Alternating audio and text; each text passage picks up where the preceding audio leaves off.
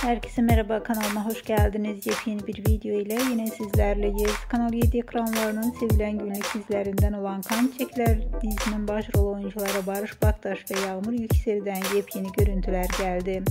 İkili birbirinden muhteşem kareleri sosyal medya hesabında paylaştı. Fotoğraflar hayranlar tarafından büyük ilgi gördü. Fotoğraflara kısa sürede binlerce beğeni ve yorum geldi. Biz de bu güzel görüntüleri sizlere sunuyoruz. Umarız videomu beğenirsiniz. Videomu beğenmeyi, kanalıma abone olup bize destek olmayı lütfen unutmayın. Bir sonraki videoda görüşmek üzere. Hoşça kalın.